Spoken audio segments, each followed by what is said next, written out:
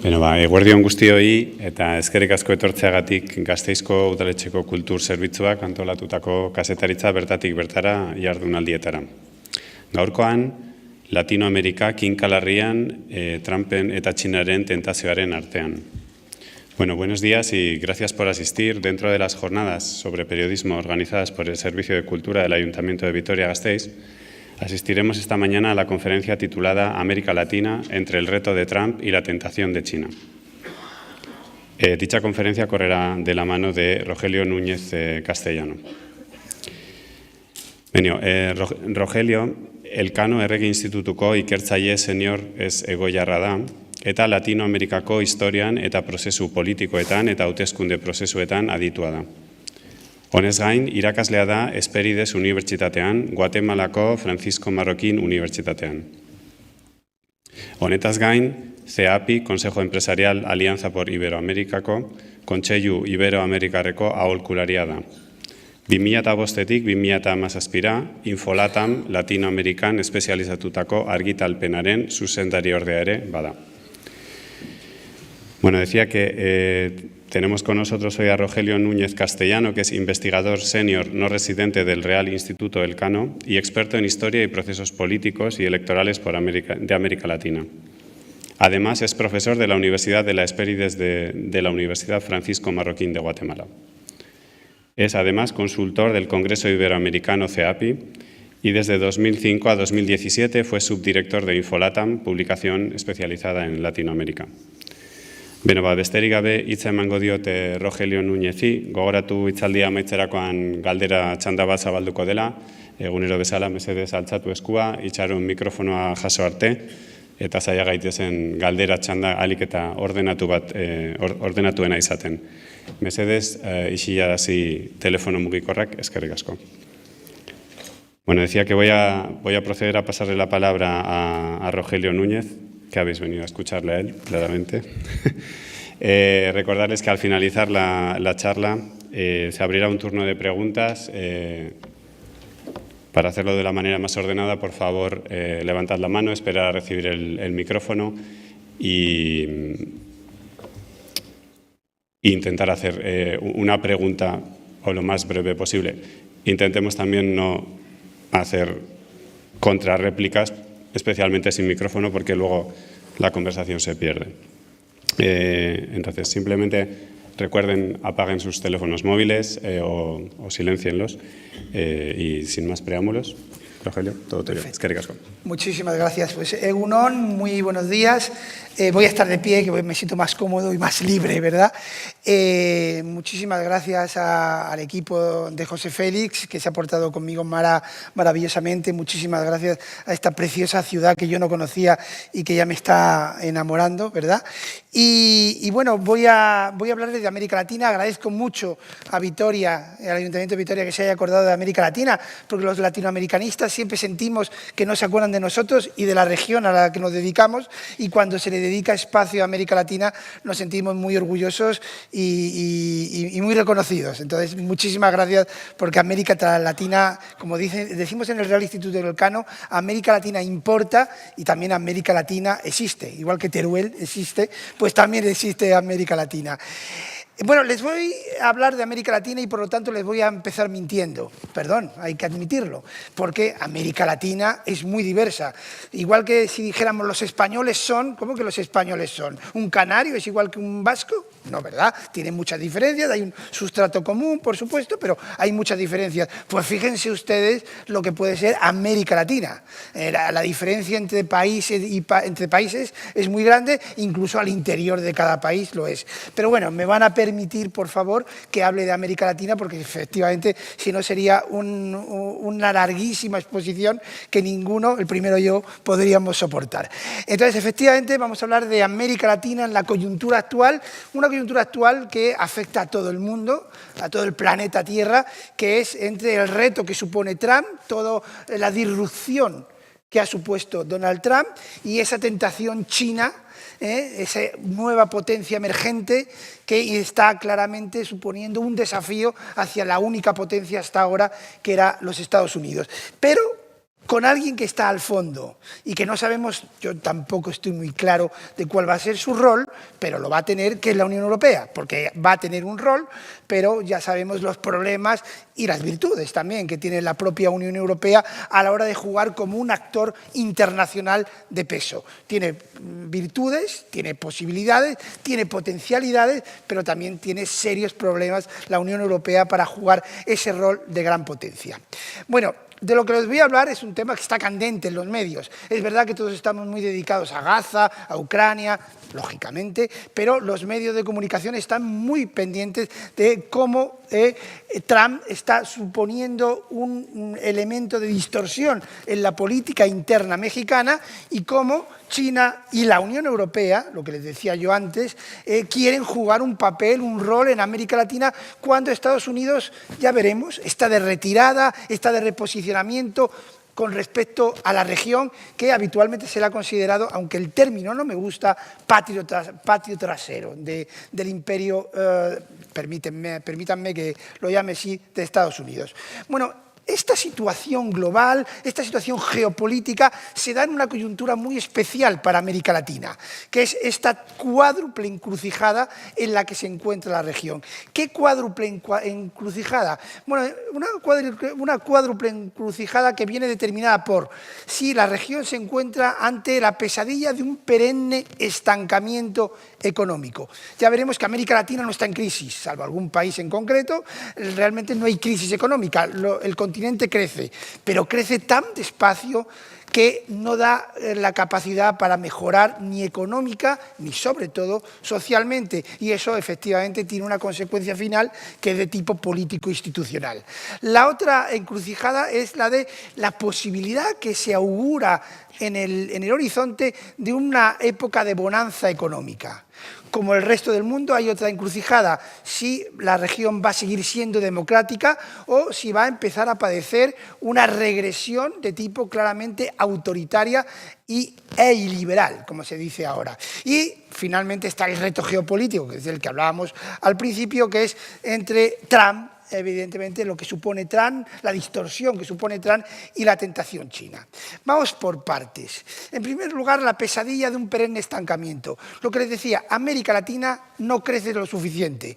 Los economistas, yo no lo soy, dicen que América Latina tiene que crecer entre el 4,5% y el 5% para ser capaz de absorber las demandas sociales de su población.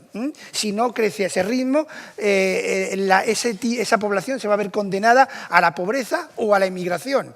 Ahí entraría, lógicamente, todo lo que está ocurriendo con respecto a Estados Unidos. Fíjense, América Latina ha pasado por 2 décadas perdidas, es decir, periodos donde el Producto Interior Bruto per cápita ha sido negativo. La primera vez fue en los años terribles de los años 80, la segunda década perdida ha sido la más reciente, la que acaba en 2025, y actualmente se dice que estamos entrando en América Latina en la tercera década perdida y la segunda de tipo consecutivo. Miren, si estuviéramos hablando hace 10 años, aparte de que yo tendría un poquito más de pelo, lo cual yo lo agradecería, ¿verdad? Estaríamos hablando de una situación totalmente diferente. Estaríamos viviendo la década, no perdida, la década de América Latina. Incluso le diría más, había algún presidente, no voy a decir el nombre, algún presidente latinoamericano que llegó a decir que estábamos viviendo el siglo de América Latina. Bueno, ha sido un siglo que ha durado 10 años, porque en estos momentos hemos pasado de este contexto del latino optimismo, que así se llamó, a la época actual, que es el latino pesimismo.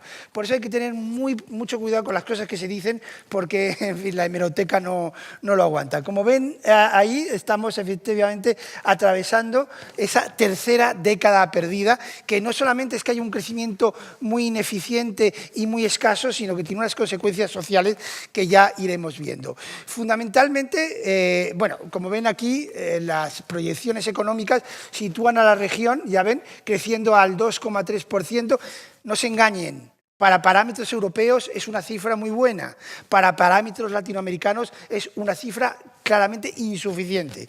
Y fíjense que mientras que América Latina estaría creciendo al 2,3%, las economías emergentes prácticamente casi duplican, por no hablar de China. Pero bueno, no nos comparemos con China, que compararse con China es complicado, pero sí con las economías emergentes. Es decir, América Latina crece muy por debajo de sus posibilidades y muy por debajo de economías como las africanas, por no decir de las asiáticas al margen de China, ¿verdad?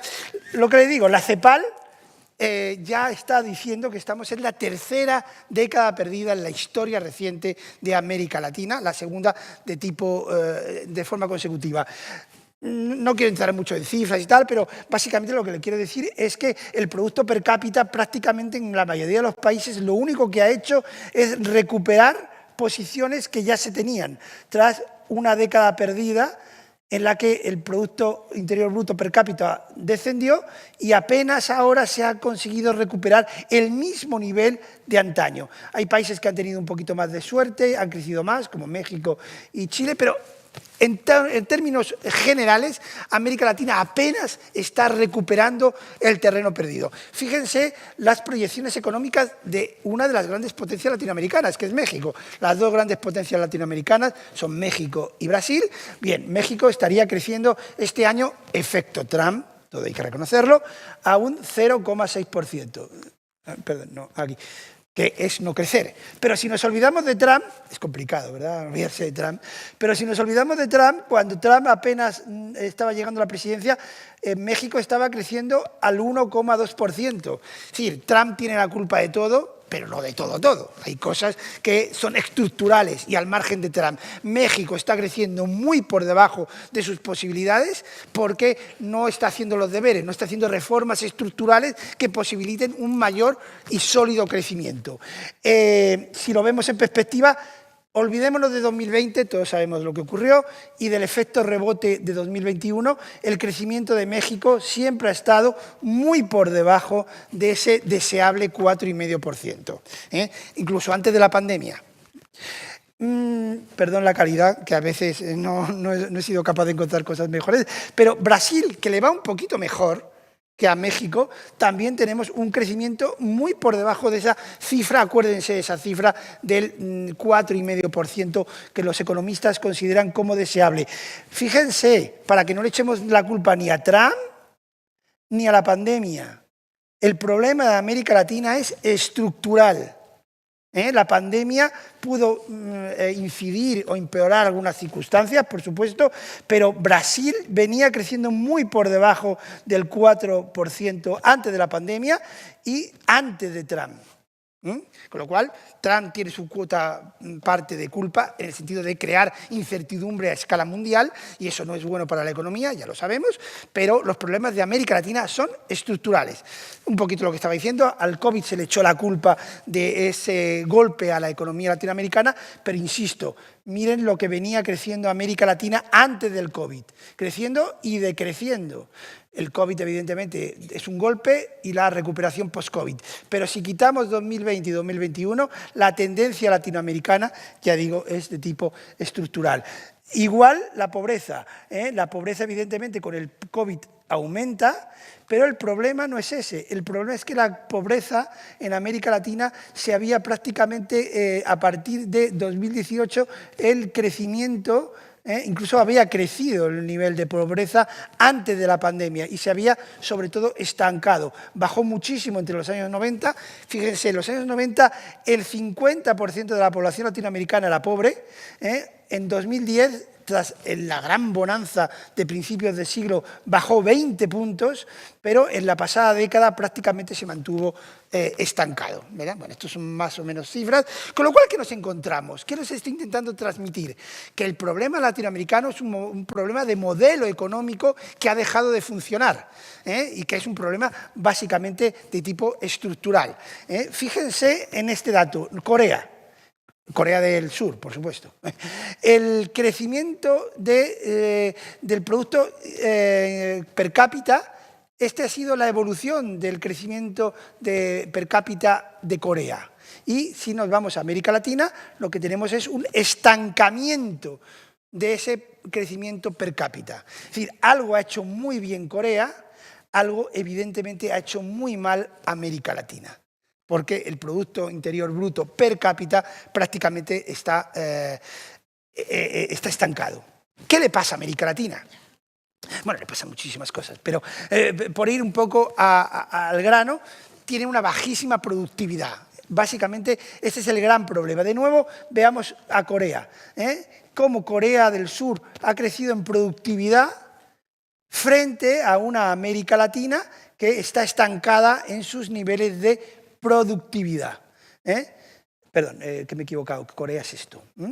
Y esto es Estados Unidos. Evidentemente, Estados Unidos ha crecido a un menor ritmo que Corea, pero Estados Unidos ha mejorado su productividad económica. Corea, evidentemente, que estaba por debajo de América Latina en 1980, miren cómo se sitúa en 2019, mientras que América Latina es un encefalograma plano, si me permiten la comparación. Podríamos ir con muchos más datos. Una de las claves de América Latina, y quien haya viajado a América Latina lo sabe, has estado en Guatemala, me comentabas, es la informalidad. El altísimo grado de informalidad que existe. Durante el COVID muchos de nosotros nos metimos en casa y seguimos cobrando, ¿verdad? En América Latina no había esa opción. O salías a vender tus productos a diario para comer a diario o te morías de hambre. Te podías contagiar o no, pero es que ese no era el problema era comer, ¿me entiendes? Y fíjense, aquí se ve la gran diversidad de América Latina. Bolivia, casi el 90% de la población es informal, frente a Uruguay, el 23%. Aquí les decía que por eso les estoy mintiendo, si yo hablo de América Latina, porque Uruguay no tiene nada que ver con Bolivia, ni económica, ni racial, ni étnica, ni culturalmente. Pero bueno, hablamos de América Latina. Pero fíjense, luego hablaremos un poquito más, pero ¿por qué ha triunfado Rodrigo Paz en las elecciones recientes de Bolivia? Porque fue capaz de dirigirse directamente a este grupo de población, los informales, que es la mayoría de la población. Supo dirigirse a ellos, captar su atención, hacerles ofrecimientos muy concretos y evidentemente eso ha supuesto que ha sido el más votado en primera vuelta. Luego lo veremos un poquito más. Bueno, estos son más datos. Esto va a quedar a disposición de todos ustedes a través del Ayuntamiento de Vitoria. O sea que si alguien se interesa por este PowerPoint, está a su entera disposición. Luego, evidentemente, el grado de inversión, producto de un bajo nivel fiscal, de fiscalidad en América Latina, provoca que los países prácticamente no reinviertan desde las políticas públicas.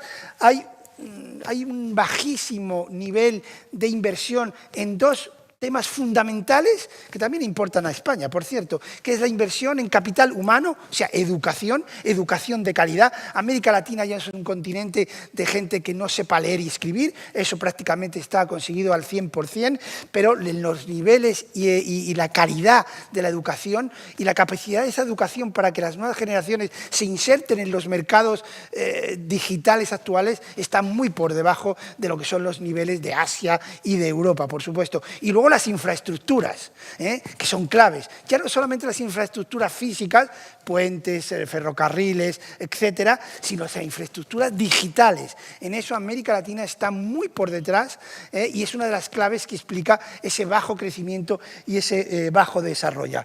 Y también explica que ante unas deficiencias económicas internas, muchos países dependan de las remesas, y aquí tenemos el factor Trump como disruptor de esa posibilidad de que los emigrantes siguen mandando. Es decir, las remesas para muchos países, como fundamentalmente los centroamericanos, aquí se ve Nicaragua, Honduras, El Salvador, Guatemala, Haití, todos estos caribeños y centroamericanos, para ellos las remesas son claves para el desarrollo y sobre todo para la estabilidad social de los países, ¿verdad? En cuanto a innovación, también América Latina, innovación científica, está muy por debajo del resto de las regiones, es el segundo peor nivel educativo del planeta. Las empresas que quieren invertir allí tienen un problema estructural muy grande y es que no encuentran personas que puedan trabajar para estas empresas porque el nivel educativo es tan deficiente que no hay esas nuevas generaciones capaces de llenar esos huecos, ¿verdad? El final del bono demográfico. Todos pensamos en América Latina como una región joven. Bueno, lo era, pero evidentemente ese boom de la natalidad se ha reducido y lo que tenemos es una región que va a tener los problemas que tenemos en España también, que es de sostenibilidad de las pensiones. Ellos con un poco más de retraso que nosotros, pero hacia ahí van clarísimamente, con un sistema impositivo, insisto, mucho más deficiente que el nuestro, teniendo los problemas estructurales que tiene el nuestro, por cierto, ¿verdad? Bueno, ¿en qué se resume todo eso? Pues que sin crecimiento económico es imposible que haya equidad social, porque, como sabemos todos, la tarta hay que repartirla, pero si la tarta no crece, evidentemente es imposible repartir esa tarta. Y el gran problema estructural de la región es que América Latina, y como decía yo antes, está creciendo muy por debajo de sus posibilidades y no hay tarta que repartir. Bien, esta es la visión negativa. No les quiero deprimir, porque después de toda esta charla estarán ustedes casi llorando. Bueno, esta es la versión negativa del futuro que le espera a América Latina, pero no se asusten, hay una versión más positiva. Yo, ya lo verán, no estoy ni con unos ni con otros, estoy un poco en ambos lados, y ya les explicaré por qué. ¿Por qué? Hay la idea de que América Latina está al borde de una nueva bonanza. Pues básicamente porque todo lo que necesita el mundo para esta cuarta revolución industrial en la que estamos viviendo, todos los elementos estratégicos, claves que necesita esa cuarta revolución industrial que se está desarrollando en Occidente, lo tiene América Latina, ¿verdad? Y evidentemente eso le da una potencialidad muy grande. Por ejemplo, es una región estable, es una región mayoritariamente democrática, o por lo menos con elecciones. Hay algunas excepciones, lo sabemos, pero fuera de esas excepciones, Cuba, Venezuela, Nicaragua, pero el resto de países es mejor o peor, son democracias.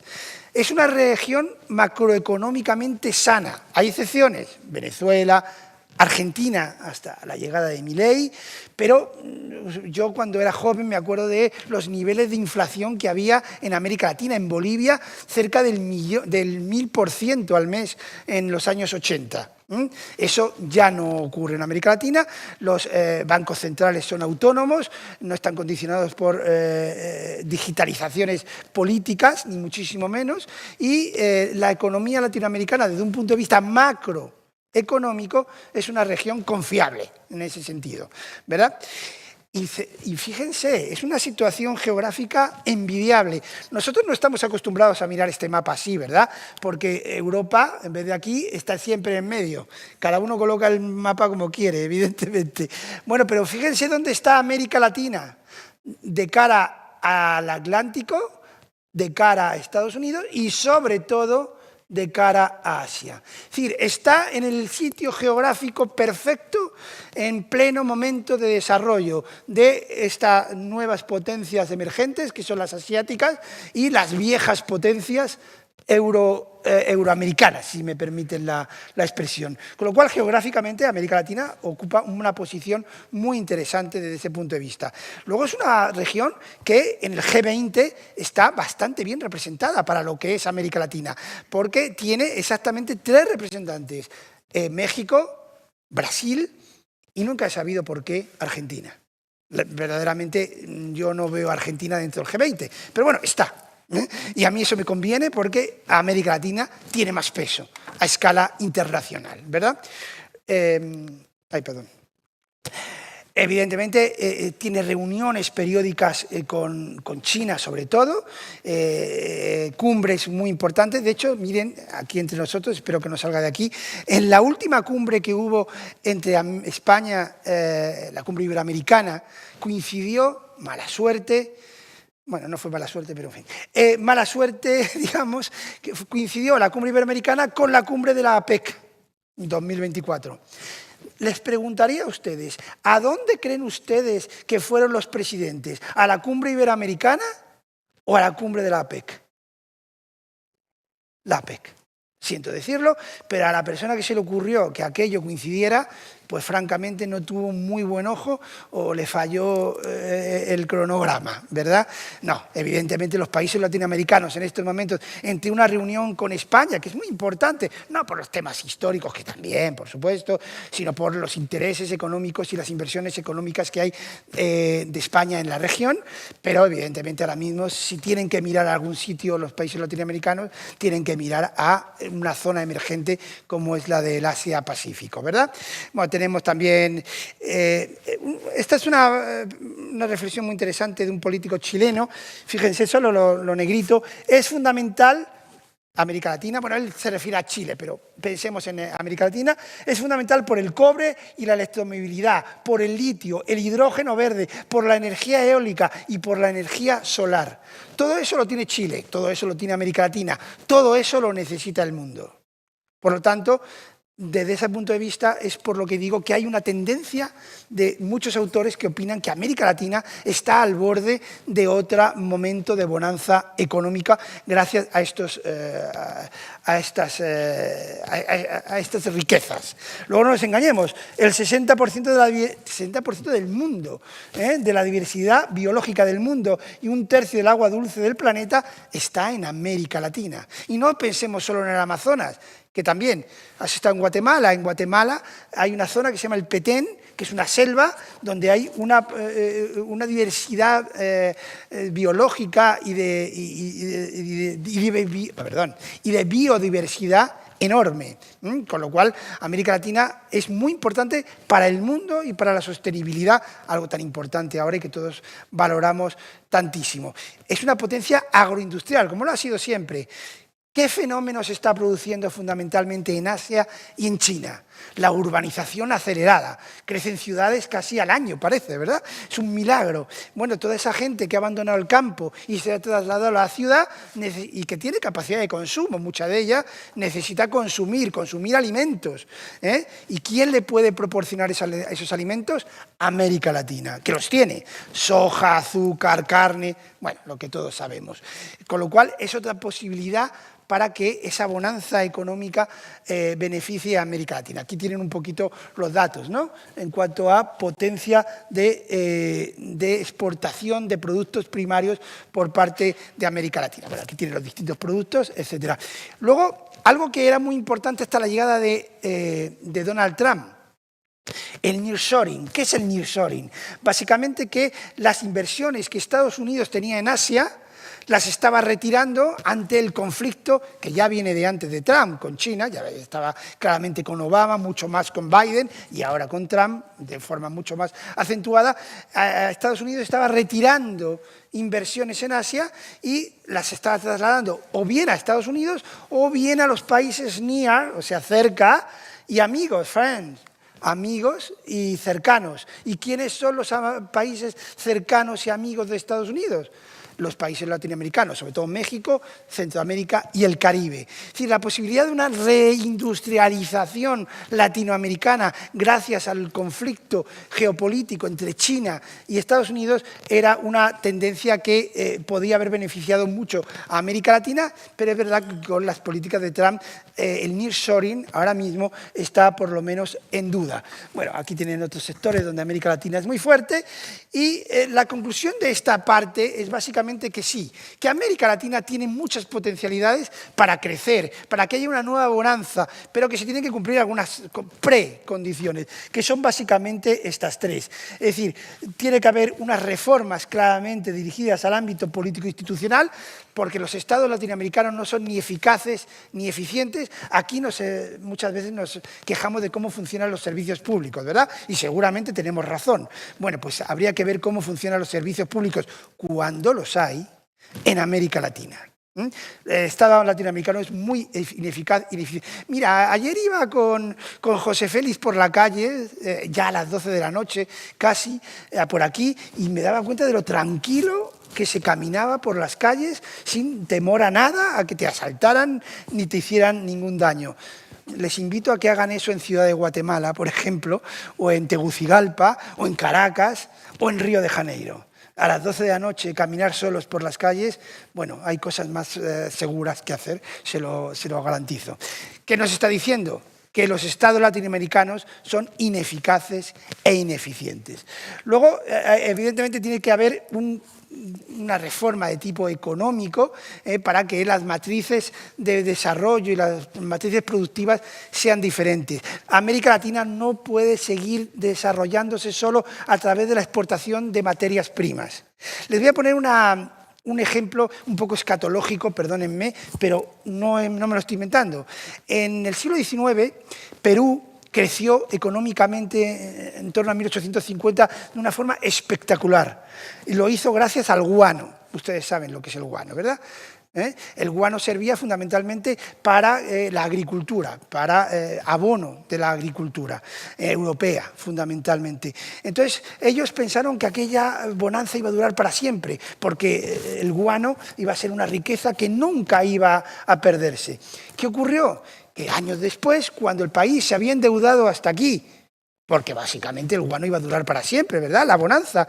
Bueno, cuando se inventó los abonos sintéticos y químicos, sobre todo, los abonos químicos, el guano ya no fue rentable. Y Perú se quedó con sus deudas y sin la bonanza que creía que iba a ser eterna. Bueno, este ejemplo que yo siempre pongo se ha ido repitiendo a lo largo de la historia de América Latina, con los bananos, el plátano, con el petróleo, etc. Bueno, no nos vaya a ocurrir, esto lo digo yo, no nos vaya a ocurrir otra vez con el litio, tan importante ahora, como nos ocurrió con el banano, como nos ocurrió con el petróleo y como nos ocurrió con el guano, ¿verdad?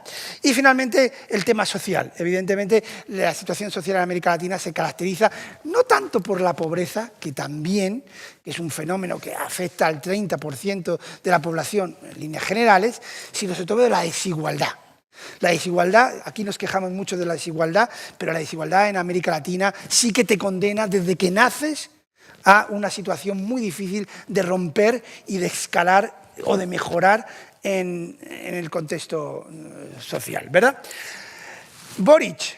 Ya les digo que ayer me preguntaba José Félix que qué me parecía Boric. Yo en un primer momento cuando llegó al poder, a la presidencia, le miré no con resentimiento, con precaución, ¿verdad? Pero me he ido convenciendo, por lo menos en las cosas que dice, y él dijo claramente esto: si la democracia no resuelve los problemas, la gente se desencanta. Y yo añadiría, y si la gente se desencanta, pues ahora vamos a ver qué pasa cuando se desencantan. Entonces, evidentemente, el gran reto de las democracias latinoamericanas es eso, que resolver los problemas de la gente para que no se desencanten y sigan vinculados y apoyando el modelo democrático. Bueno, voy un poquito más al tercer punto, que es el otro gran reto, que es universal. Ocurre en Europa y ocurre en todos los lugares del mundo, que es esa dualidad a la que nos enfrentamos en este momento entre democracia versus autoritarismos. Miren, esta encuesta. Vamos a ponernos contentos. Vamos a ponernos contentos porque el 48% de la población en América Latina cree en la democracia. Bueno, no es el 50%, pero ahí está, somos mayoría. Yo estoy claramente en eso. Pero, ¿qué me preocupa a mí? Me preocupa este 17% que cree que es mejor un gobierno autoritario. Pues no, 17% tampoco es respetable, pero bueno. Me preocupa esto, el 28% de gente que le da igual. Que si le solucionan los problemas, una democracia, muy bien. Pero si me lo soluciona una dictadura o un autoritarismo, pues también bien. Porque este 28%, no nos engañemos, finalmente se une a este 17% y aquí ya sí que son bastante competitivos con respecto a la democracia. Y esto explica por qué Bukele, por poner un ejemplo, consigue el 80% de los votos en las elecciones. Porque Bukele ha visto muy claramente qué es el principal problema que agobia a la población en El Salvador: la seguridad, salir a la calle y que no sea asaltado, y lo de asaltado es lo de menos, porque hay cosas mucho peores que te asalten. Entonces, ¿ha resuelto ese problema, al menos aparentemente y a corto plazo? Sí. Pues evidentemente esto explica su enorme éxito electoral. Esta es la situación. Por eso digo que ese 28, ese tercio de la población que le da igual, es lo que a mí, personalmente, más me preocupa. Lo que les decía antes, América Latina prácticamente es mayoritariamente democrática, lo que ocurre que hay que hacer distingos. Hay dictaduras, evidentemente, regímenes autoritarios, como la Cuba tradicionalmente, Nicaragua, que es una dictadura ya claramente, Venezuela, todos sabemos lo que ha ocurrido en las últimas elecciones. El resto de países son democracias, pero democracias parangonables a las europeas, pocas. Básicamente 3, Costa Rica, Chile y Uruguay. Yo siempre digo que América Latina solo tiene una isla, que no es Cuba, ni la República Dominicana, la isla es Uruguay. Uruguay es un país muy parecido al modo de vida, a la cohesión social que tienen los países europeos, por ejemplo. ¿Vale? Bueno, dentro de que es una región democrática, mayoritariamente es en los últimos años la región que más claramente ha sufrido una regresión democrática, es decir, más países han caído en claramente una dictadura, básicamente Venezuela, Nicaragua y, aunque podríamos discutirlo, si quieren luego lo discutimos, El Salvador, que por lo menos, como mínimo, es un régimen que está progresivamente caminando hacia un autoritarismo. Por lo menos, como mínimo, eso.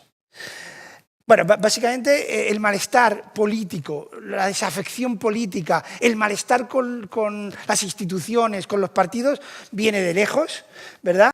Se acentúa claramente con el fin de la bonanza económica en torno a 2015, que es hasta cuando dura la última bonanza económica latinoamericana, y provocó el estallido social de 2019, que fue prácticamente a escala regional, que provocó, por ejemplo, la caída de Evo Morales en Bolivia, la huida del presidente ecuatoriano de Quito a Guayaquil.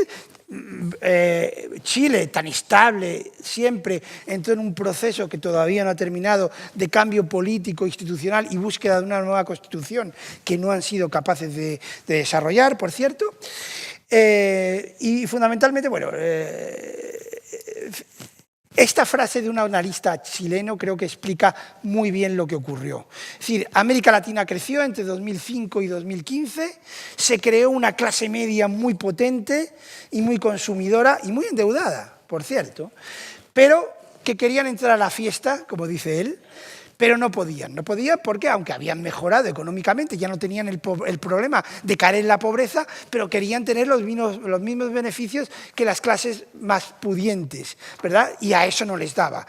Pero veían cómo esas clases, a clases medias altas, digamos, sí estaban disfrutando de la fiesta que ellos no podían disfrutar. Eso claramente produjo un malestar que aún perdura y que se ha acentuado con la situación de bajo crecimiento económico. Bueno, es lo que decía, los países latinoamericanos son países claramente de clases medias, pero clases medias vulnerables. No son las clases medias europeas, que podemos tener más o menos dificultades para llegar a fin de mes, pero allí las tienen mucho más acentuadas y siempre con el fantasma de poder recaer en la pobreza, de la que salieron y de la que tienen muchísimo miedo a poder volver, ¿verdad? Bueno, esto es un poquito más de lo mismo.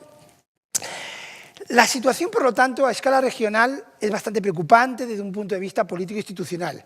Fíjense que hay incertidumbre sobre las dos grandes potencias, sobre México no sabemos muy bien hacia dónde va Claudia Sheinbaum, si va a seguir dependiendo o no de López Obrador y va a romper con él, el tema de Lula y la posibilidad de que vuelva el fantasma Bolsonaro, tan parecido en algunos aspectos a Trump. Claramente los retos del proyecto reformista en Chile y Colombia, ya les digo, en Chile va a ganar la oposición, la derecha, frente a ese proyecto reformista de Boric, que claramente no ha sido exitoso, y en cuanto a Colombia, muy posiblemente en las elecciones del año que viene, Petro, que no se puede presentar, pero el heredero que sea de Petro, muy posiblemente perderá las elecciones frente al uribismo, no Uribe, que no puede presentarse, pero sí al uribismo. Tenemos claramente crisis de gobernabilidad en Argentina, vamos a ver qué pasa en las elecciones legislativas de octubre, en Perú, que lleva 5 presidentes en los últimos 7 años, y en Ecuador, donde apenas el nuevo gobierno está empezando su andadura. Tenemos dos regímenes bolivarianos en transición. Bueno, uno ha muerto. Bolivia ya no va a tener un gobierno de tinte bolivariano y de socialismo del siglo XXI, porque el MAS de Evo Morales ha sido fundamentalmente arrasado electoralmente, y ahí sigue Venezuela convertida en una dictadura descarnada. Hay una subregión en crisis, es verdad que es la que más me toca a mí afectivamente, pero Centroamérica creo que desde los años 80, que todos ustedes recordarán con el tema de las guerrillas, etcétera, América Central está pasando, y el Caribe, está pasando por su peor momento desde esa época. Tenemos un Estado fallido, Haití. Lo que está pasando en Haití es terrible.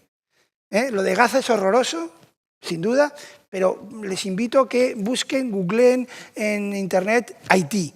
Y con 3 o 4 noticias que lean ya se van a dar cuenta de la situación terrible. Con decir que el 80% de la capital está en manos de las bandas. Ni siquiera de una guerrilla, no, de las bandas del crimen organizado. El 80% de la capital. Haití es un estado fallido.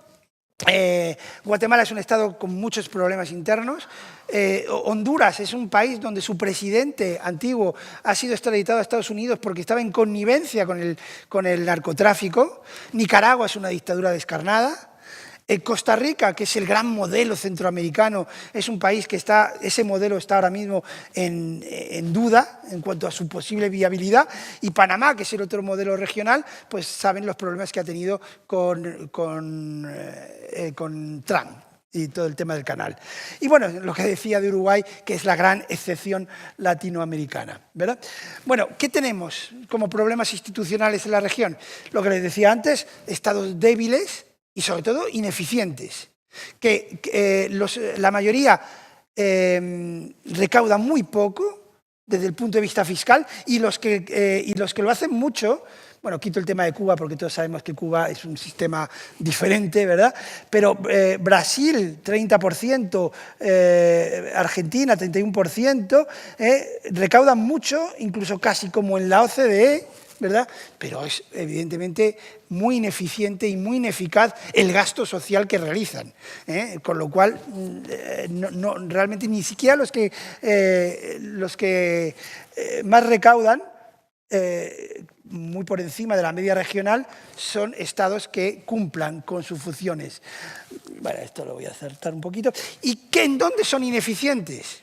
Pues fíjense que fundamentalmente en lo que más, una de las cosas que más nos importa a todos, y que yo la citaba antes, la tranquilidad de poder salir a la calle y de poder estar seguro y poder visitar un parque. Yo siempre digo, cuando estuve viviendo en Guatemala, país maravilloso y que amo con todas mis fuerzas, pero yo que echaba de menos de España, bueno, el jamón de jabugo, por supuesto, pero además la tranquilidad de ir al parque. Fíjense qué lujo les estoy comentando, porque, fíjense, el 23% de los crímenes y de los homicidios que hay en el mundo se cometen en América Latina, cuando América Latina solo es el 8% de la población mundial.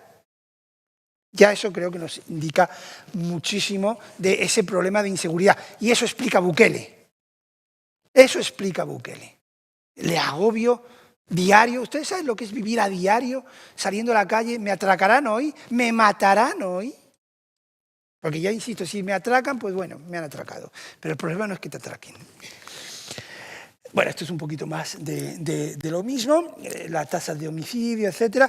Luego, el fracaso frente al crimen organizado. Evidentemente, América Latina es la droga que llega a Europa, la droga que llega a Estados Unidos, tiene como inicio y como foco a América Latina. Eso ha dado un poder inmenso a los cárteles del narcotráfico. No hay ningún país, salvo Haití, que sea un país fallido, un Estado fallido, no. Hay zonas fallidas, eso sí, zonas a donde no llega el Estado, incluso en las capitales, pero no se puede hablar de una región que haya estados fallidos, ni muchísimo menos. ¿Qué problemas hay? Pues mire, básicamente el problema es la gobernabilidad.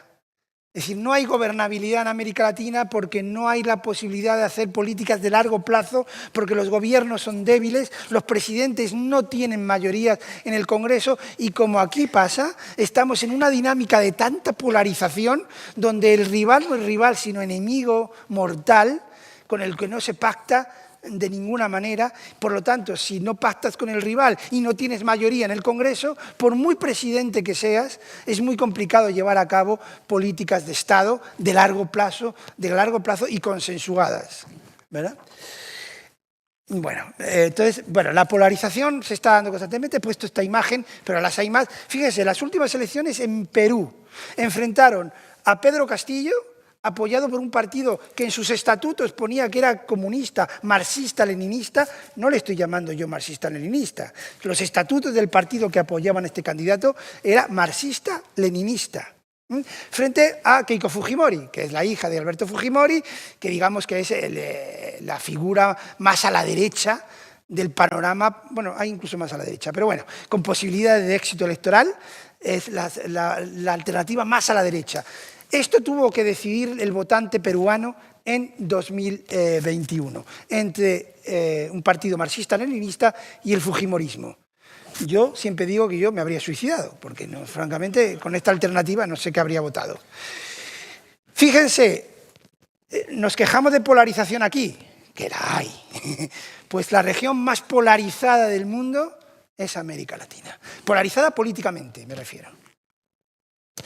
Hay ejemplos a múltiples. Lula-Bolsonaro. Bolsonaro era básicamente un antilulista y Lula, por supuesto, era un lulista. Entonces, a partir de ese momento tenemos una polarización. Pero fíjense cómo se dividió el país. Se dividió geográficamente, pero también en cuanto a los votos. Y un lulista no va a votar nunca a Bolsonaro y un bolsonarista jamás va a votar a un lulista, ¿eh? Con lo cual tenemos un país absolutamente dividido. Se ha dado en Ecuador también. Fíjense, para que vean que no estoy hablando del pasado de 5 años, va a pasar dentro de 3 meses en Chile. Chile va a tener que votar entre una comunista, sí, pertenece al Partido Comunista. Vale, que muy socialdemócrata. Si ustedes la escucharan dirían, bueno, de comunista no tiene nada. Y yo creo que lo único que tiene de comunista es que pertenece al Partido Comunista. Entonces va a tener que votar Chile entre una comunista y alguien que está muy situado a la derecha, que ha sido muchas veces claramente sus dichos, sus palabras han sido favorables o comprensivas con el régimen pinochetista. No digo que sea pinochetista, no diría tanto, pero evidentemente, entiéndanme, esto es seguramente lo que va a tener que decidir Chile entre, a grosso modo, una comunista y un pinochetista. Pues también me suicidaría. No termino vivo, como ven. Bueno, un poquito en todos los países. Fíjense, traigo esto porque me parece muy... ¿Qué unía a Brasil? Pues pocas cosas, racialmente pocas, porque hubo esclavos en Brasil hasta finales del siglo XIX, no me estoy equivocando. Hasta finales del siglo XIX hubo esclavos en Brasil. ¿Qué unía realmente a Brasil? Pues sí, la selección de fútbol. Ahí, el fútbol, yo siempre digo que el fútbol no es deporte, el fútbol es política. Pues fíjense, hasta eso ha terminado dividiendo.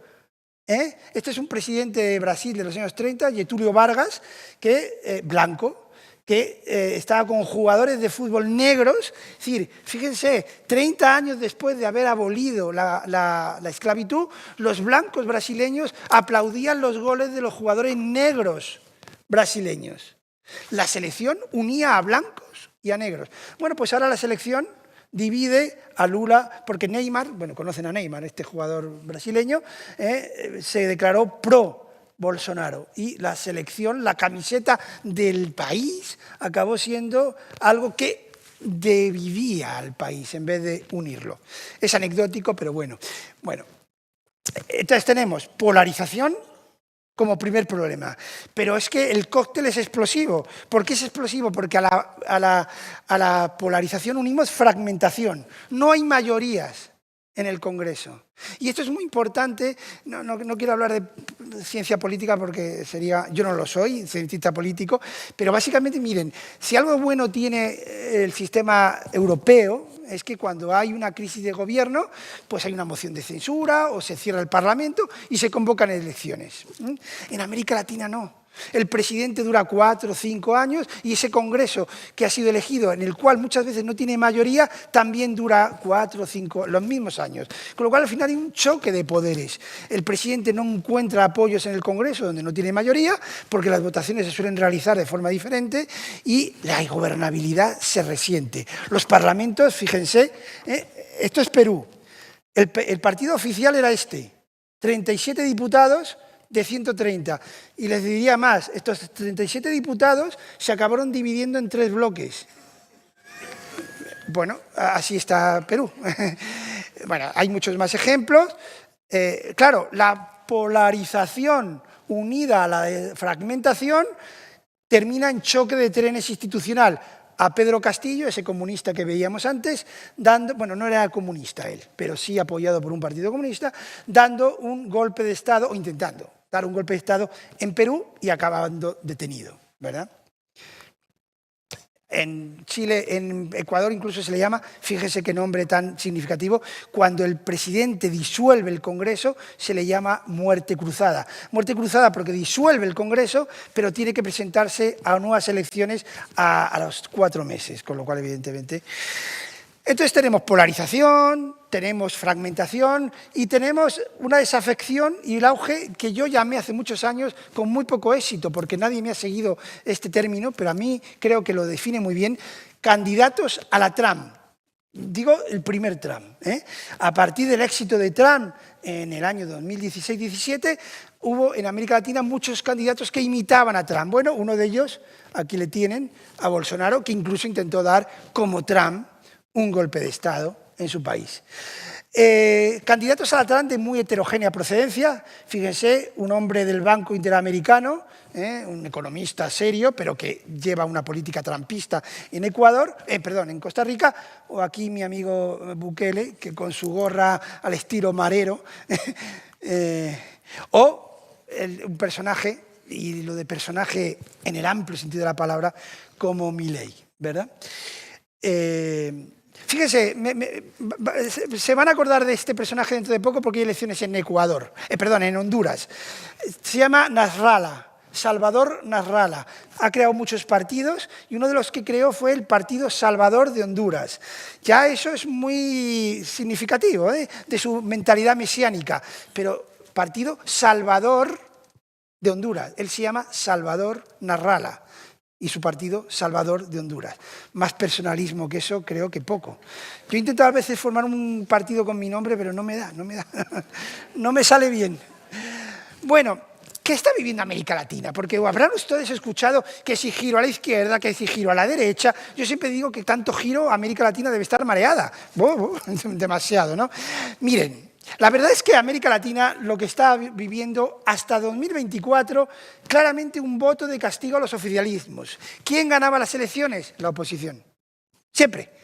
Era tal la desafección hacia el gobierno y hacia las políticas del gobierno que la región siempre votaba al opositor. Desde el año pasado estamos viviendo un fenómeno diferente, una más elevada heterogeneidad. Están ganando oficialismos. Ya veremos por qué. Bueno, efectivamente hubo un aparente giro a la izquierda en la década pasada, ¿verdad? Yo siempre digo que es muy diferente porque, miren, no era lo mismo Bachelet en Chile que Hugo Chávez en Venezuela. Y los dos eran giro a la izquierda, pero hombre, no.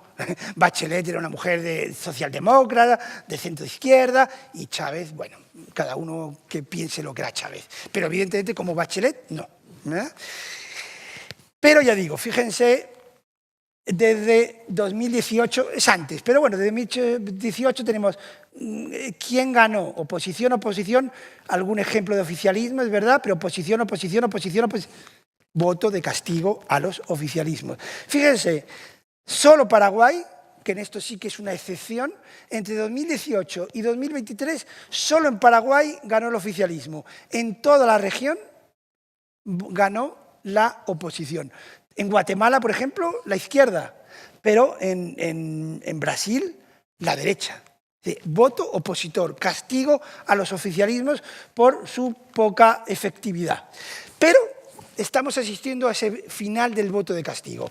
Fíjense en El Salvador, bueno, lo de El Salvador es impresionante, 80% para Bukele, pero no solamente El Salvador, tenemos en República Dominicana, en primera vuelta, o México, Claudia Sheinbaum, básicamente.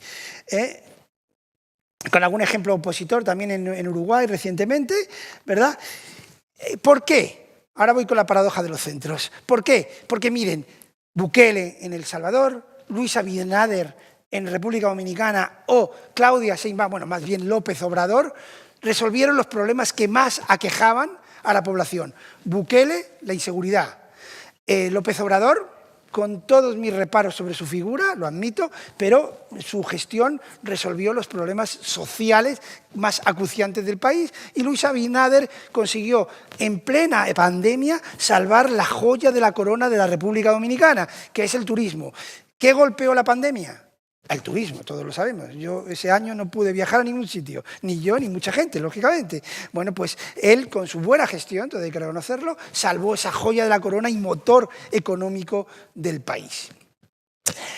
¿A qué le llamo yo la paradoja de los centros? Esto estoy muy orgulloso porque es mío. Esto es mío, lo de paradoja de los centros. Miren, los centros políticos en América Latina están en crisis, casi diría yo en crisis terminal. No pasan a segunda vuelta, no disputan ninguna presidencial, quedan fuera de todo, pero como aún tienen capacidad local, sobre todo de obtener diputados, al final se convierten en claves para la gobernabilidad. Porque bien, Milei gana, pero ¿con quién gobierna? Pues curiosamente, Milei tiene que gobernar con el centro derecha, porque si no, no tiene votos. Boric, izquierda, Milei derecha. Boric, izquierda, gana. Hay que terminar con los 30 años que hemos tenido, entre ellos de gobierno de centro-izquierda. Bien, quiere terminar con los 30 años, pero no tiene mayoría en el Congreso. ¿Con quién gobierna? Con la centro-izquierda que la aborrecía. Con lo cual, es la gran paradoja de los centros. Parecen que no tienen importancia, no ganan elecciones, no tienen presidentes, pero son claves para la gobernabilidad. Estamos en un momento de enorme cambio en cuanto a cómo vota la población. Fíjese lo que ha ocurrido hace menos de un mes en Bolivia. Así votó Bolivia en el año 2021. 55% el MAS. Fíjense dónde está el MAS. Bueno, no, ni siquiera este es el MAS, es una de las decisiones del MAS. El MAS es, si no me equivoco, Del 55% en 5 años ha pasado al 3%. De las derechas desunidas, por cierto, que siguen desunidas, de las derechas desunidas no llegando ni al 50 ni al 45%, a 2 de los representantes de la derecha, que son estos dos, que han pasado a segunda vuelta sumando más del 50%. Si añadimos a este otro candidato, que también es de centro-derecha, pues tenemos casi el 60%. Bolivia en 5 años ha dado totalmente la vuelta a la tortilla. Bueno, como me estoy yendo muy largo, simplemente, bueno, en Chile ya ven, es el eterno voto de castigo, ha pasado de confiar en la concertación durante 20 años, votando candidatos de centro izquierda durante 20 años, a pasar a la derecha, a la izquierda, a la derecha, con Boric a la izquierda y ahora seguramente de nuevo a la derecha.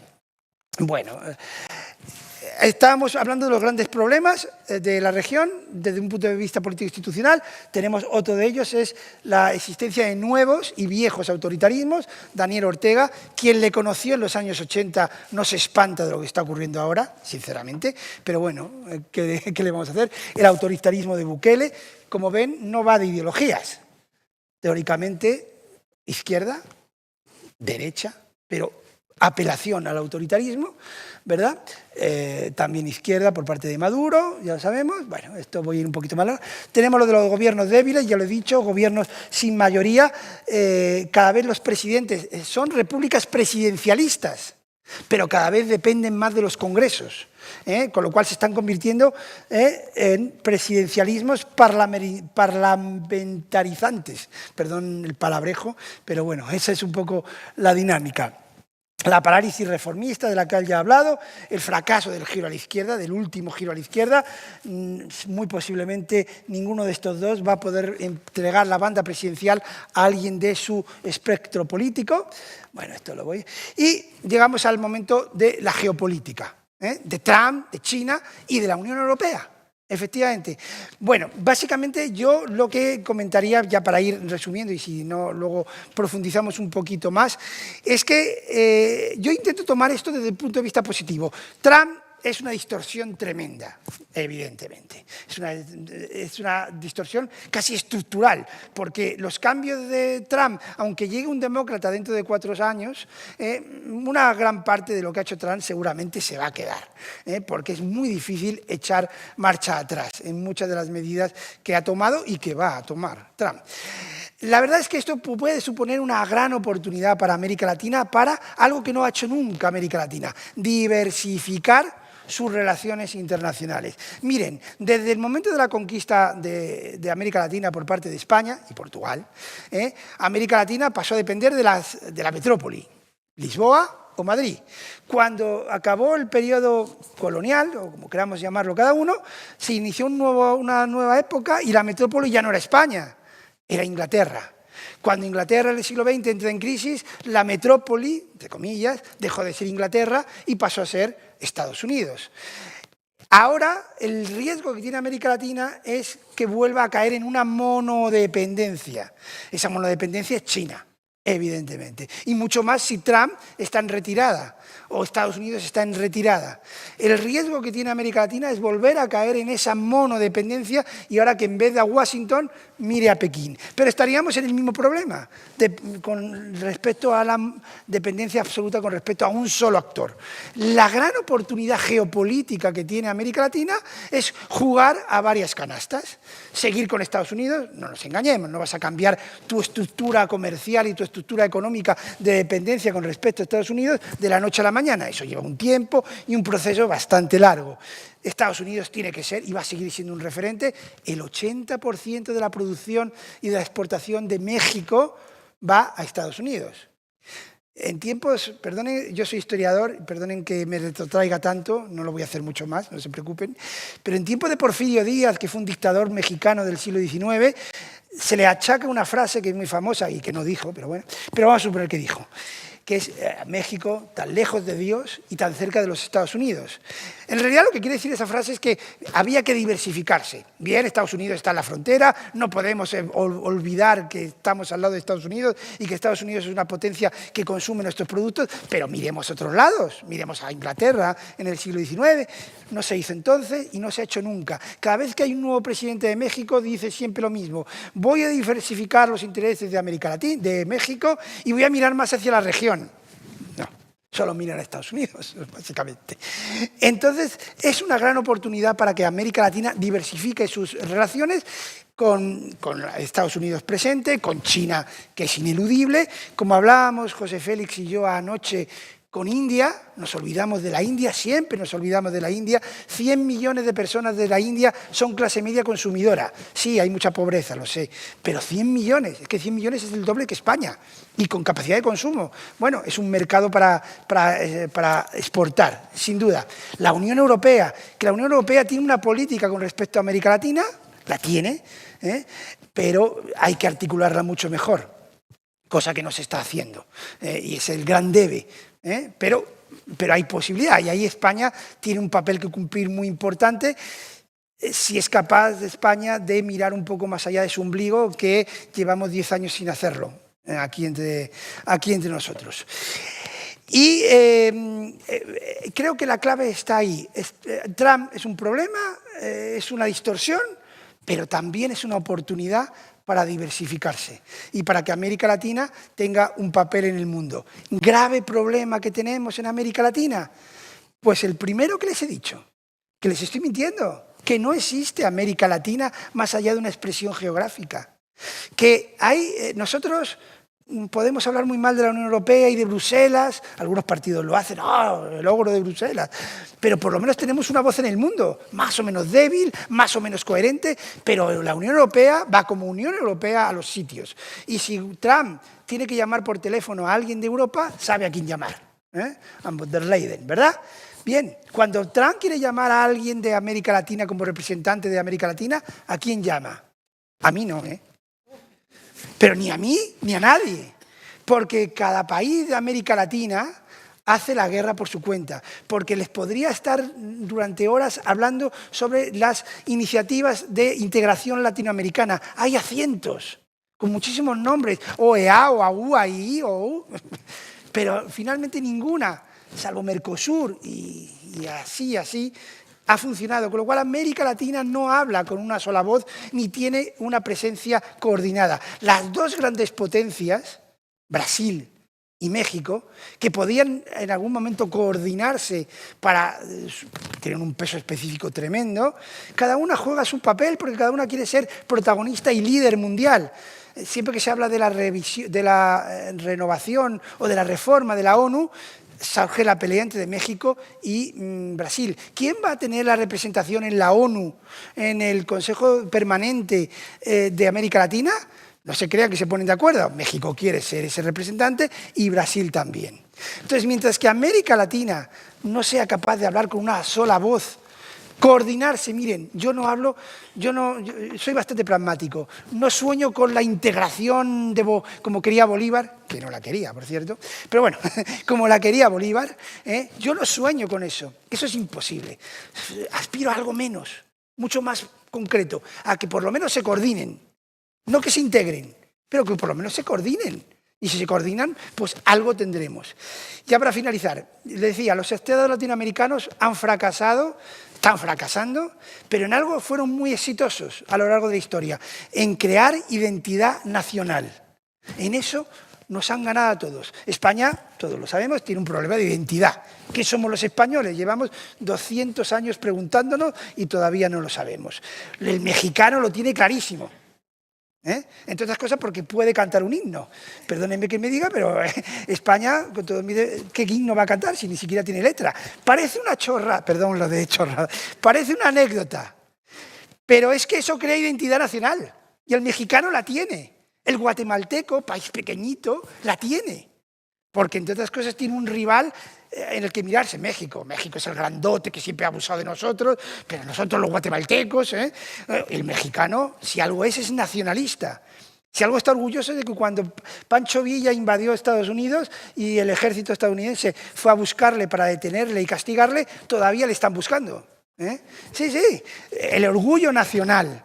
Y eso se traslada a lo que he dicho antes, las selecciones de fútbol que reúnen y unifican a las naciones latinoamericanas. Bueno, en eso sí fueron muy exitosos los estados latinoamericanos, todo hay que reconocerlo, pero ese gran éxito de crear identidad nacional ha tenido un gran fracaso, es la imposibilidad de ceder soberanía para crear una integración nacional. Nosotros, los españoles, los franceses, han cedido soberanía para crear la Unión Europea. Los latinoamericanos, por su orgullo nacional, han sido absolutamente incapaces. Bueno, aquí lo dejaría y estoy a su absoluto a lo que ustedes necesiten y quieran preguntar. Muchas gracias.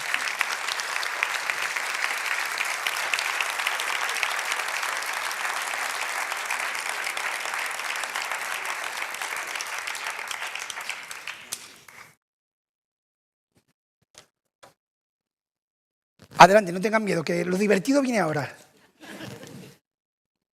Adelante.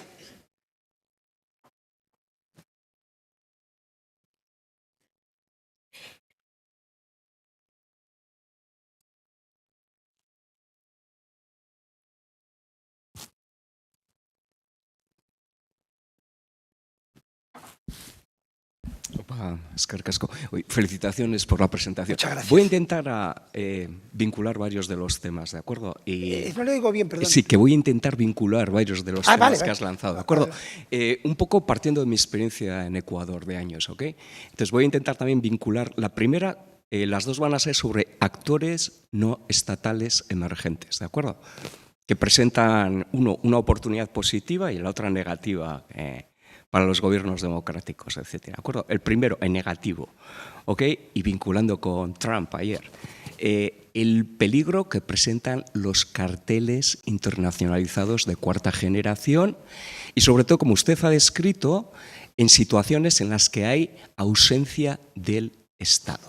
Es decir, Pablo Escobar, que nos sonará a todos, por ejemplo, llega donde no llega el Estado y entonces se enraiza en la población. Y era don Pablo. Jamás también utiliza ese tipo de estrategias, etc. Entonces, ¿qué es lo que supone para, vamos a decir, todos los estados democráticos? Porque supone, tanto en Estados Unidos como en esto, declarar a los narcotraficantes como terroristas, en el caso de Estados Unidos, Bukele, etcétera, ¿qué supone? Porque supone utilizar el ejército en tareas policiales. Y eso, por definición, sería un problema claro para cualquier democracia. Entonces esa sería la pregunta. La segunda, en positivo, lo que ha dicho usted de oportunidades, ¿no? Vamos a decir, si es desarrollo verde, el dato que ha dado, que es muy importante, la mayor parte de la biodiversidad del planeta se encuentra en Latinoamérica, muy importante el agua, eso es importantísimo, esos dos para China. Mi pregunta va a ser sobre pueblos indígenas, porque es donde se encuentra la mayor parte de esa biodiversidad y son actores políticos importantes. En mi caso, en el de Ecuador, que estuve trabajando en el 21, de observador internacional, Yacu Pérez estuvo a punto de arrebatarle la candidatura a Pablo Lasso, ¿no? Quizás el caso de Ecuador y el movimiento indígena es uno que ha tirado varios gobiernos, pero desde el principio, incluso la categoría indígena está vinculada. Entonces, me ha parecido un tema importante, ¿no? Y sobre todo para nosotros, porque se trata de naciones sin Estado, culturas minoritarias, etcétera, ¿no? Entonces, tenemos aquí en Euskadi un vínculo ahí interesante, igual que en Guatemala, ¿no? Entonces, serían mis preguntas. Bueno, son muy interesantes y bueno, muy largas de contestar, pero bueno, intentaré ser lo más escueto posible. Sí, el tema del crimen organizado no nos podemos dar cuenta de la importancia que tiene y de que, sobre todo, el crimen organizado va 2 pasos, por ser moderado, por delante de nosotros siempre. La utilización de drones.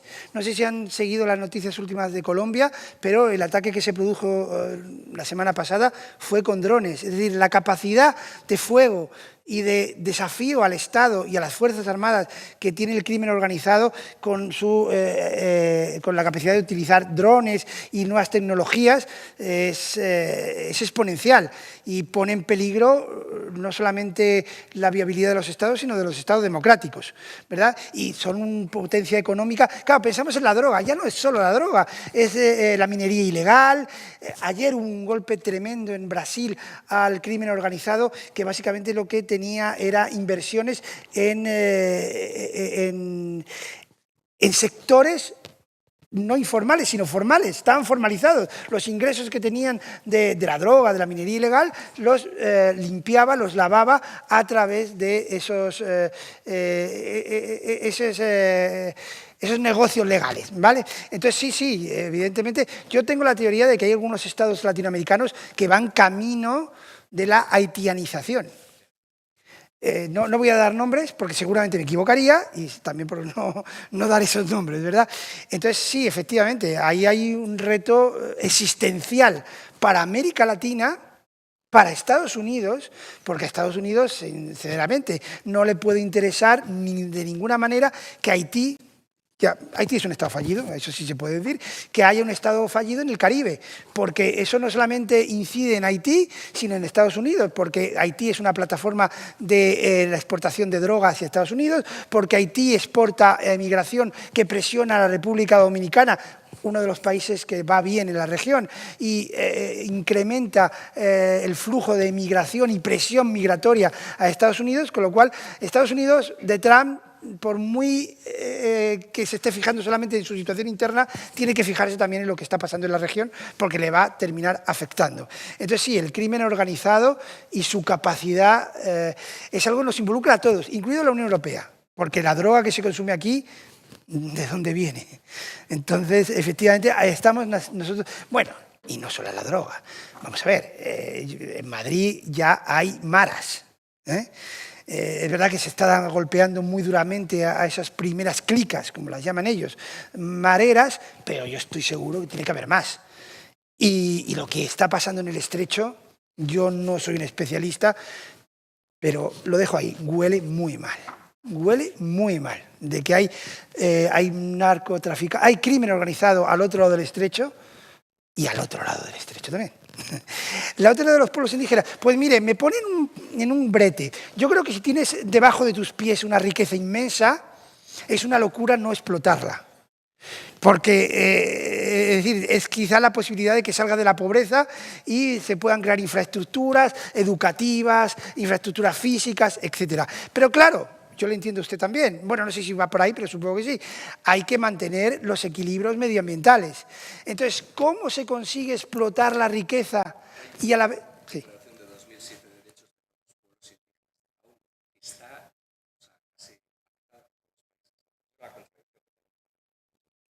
Claro, yo, que no soy un experto en esto, creo que hay que mantener un complicadísimo equilibrio entre dar la voz a los pueblos indígenas que tienen la riqueza debajo de sus pies, no dejarla abandonada, simplemente que esté ahí, sino explotarla y a la vez intentar mantener los equilibrios medioambientales, que yo creo, por lo poco que sé, que sí se puede. Hay veces que las empresas mineras reciclan el agua y que revierte como un beneficio para la población. Parte de las regalías que se obtienen ahí van para la educación de los sectores indígenas que viven allí y para mejores caminos, acceso al agua. Usted ha dicho lo del agua, pero hay una ironía en América Latina, una paradoja como la de los centros.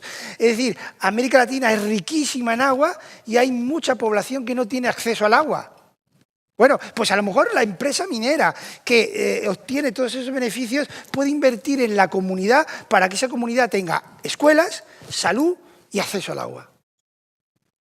No sé si esto es muy ideal por mi parte, pero creo que esas empresas que tienen enormes ganancias y que me parece bien que las tengan, pero tienen que reinvertir en mejora social de allí en donde están, aunque sea por egoísmo.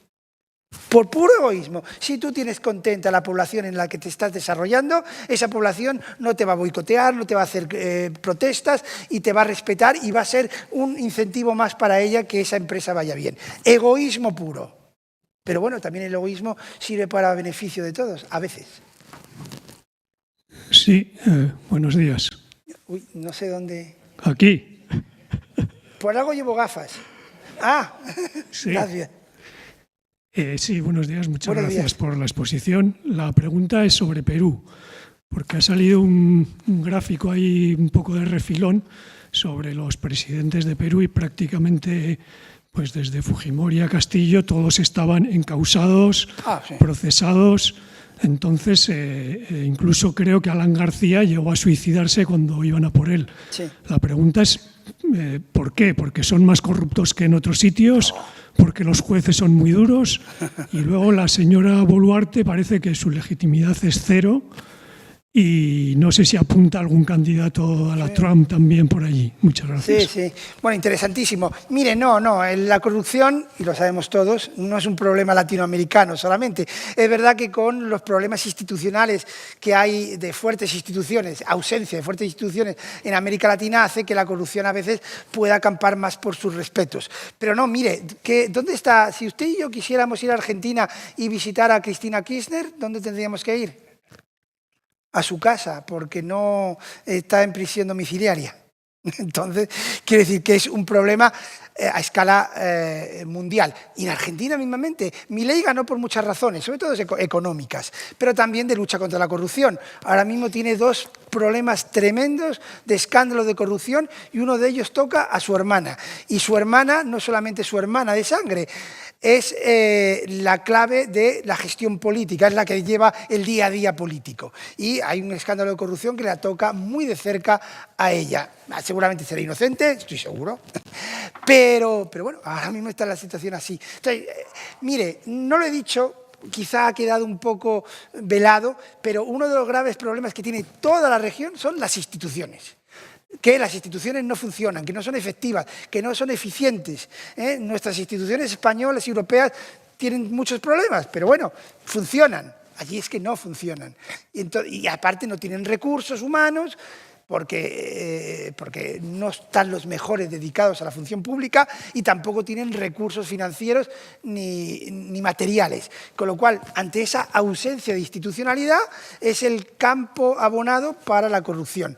Como suelen decir los cientistas políticos, donde se forma un hueco, no se forma el vacío. Hay alguien que siempre lo llena. Y en América Latina, esos huecos que deja la informalidad, que deja la institucionalidad, perdón, bueno, lo ocupa la informalidad muchas veces y la corrupción. Perú, pues mire, yo no lo he dicho aquí, creo que América Latina va hacia una buquelización, hacia la emergencia de candidatos al estilo Bukele o al estilo Trump, que yo decía hace unos años.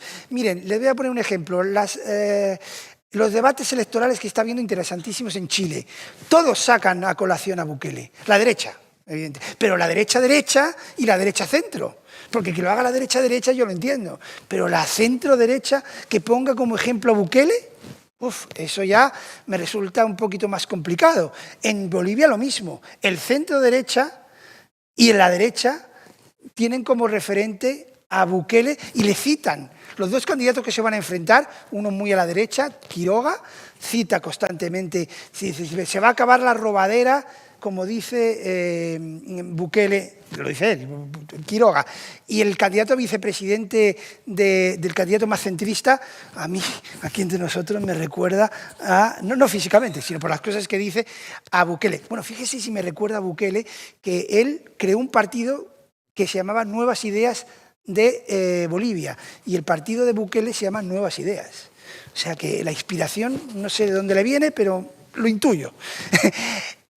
Bukelización. Sí, yo creo que las próximas elecciones en Perú, y adivinar Perú es muy difícil.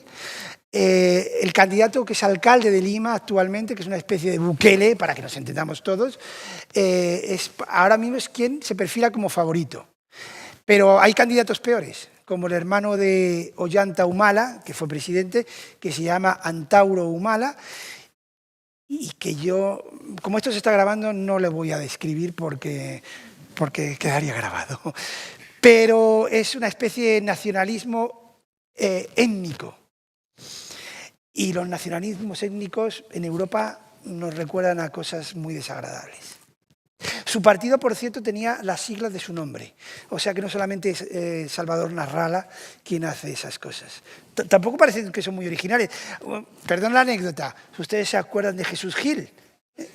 Bueno, él fundó un partido que era el GIL, Grupo Independiente Liberal, me parece. O sea que no hay nada inventado bajo el sol, se lo aseguro. No sé si le he respondido. A ver, aquí, por favor. ¿Centro? En la esquina derecha, en la esquina de su izquierda. Mi izquierda, vale. Sí. No, yo sobre todo quería que no has completado un poco lo que ha pasado en Bolivia. En Bolivia ha habido un 18 o 19% de personas nulas, ¿no? Nulo, que era lo que pedían. Y ese 19%, cuando se forme el gobierno, que se formará, hay que tenerlo en cuenta. Un 19%, casi ganan las elecciones el nulo. Yo me acuerdo un poco de lo que dijo Saramago un día, qué pasaría en el mundo si el que venciese fuese la abstención. Te dije que como no estamos conformes con los políticos, formamos una cosa y ganamos, porque nos abstenemos o votamos en blanco el 70% de la población. Así que yo creo que Bolivia lo tiene mucho más crudo y no es que vaya a ser la derecha, sino que hay mucho problema por fondo con todo ese personas que no han querido, que han votado a una opción que era el no. Bueno, muy interesante lo que usted estaba comentando. Querría matizarle algo. Efectivamente, sacó el 19% lo que quería Morales, que Morales básicamente lo que quería era efectivamente el voto nulo. Bueno, el primer más votado sacó, ahí lo tengo las cifras, ¿no? Sacó un 32%. El segundo, un 26%. O sea, Morales como mínimo empató con el tercero. El grave error de Morales... Yo creo que es error, pero bueno, Morales es un animal político, todo hay que reconocerlo, y tendrá sus razones y a lo mejor tiene algunas razones que yo desconozco y son acertadas. Pero el grave error de Morales, desde mi punto de vista, es que si la izquierda hubiera ido unida, 19% nulo, 8% que ven ahí, que es el heredero de Morales, y el 3% que ven ahí de Eduardo del Castillo. Todo eso sí habría pasado a segunda vuelta frente al más votado. Entonces la izquierda se desunió, Evo Morales en su inmenso egocentrismo, perdón, eso es opinión mía, pero es así desde mi punto de vista, en su enorme egocentrismo prefirió dividir el voto de la izquierda que unificarlo y competir con este caso, con el que ha sacado el 32%. Ese 20%, que es muy respetable y muy importante de Morales, ¿qué papel va a tener? Bueno, hay gente que dice que mucho, que él va a jugar con ese 20% y va a presionar. Puede ser, pero si no estás en las instituciones, ¿qué presión tienes? No estás en el Congreso, porque el MAS, lo digo de memoria, creo que tiene 1 o 2 diputados, que además ni siquiera creo que son de Evo, serán del MAS oficial. Entonces, ¿qué grado de presión institucional va a tener Evo Morales? Evo Morales tiene una posibilidad de paralizar el país, que eso lo ha hecho muy bien siempre.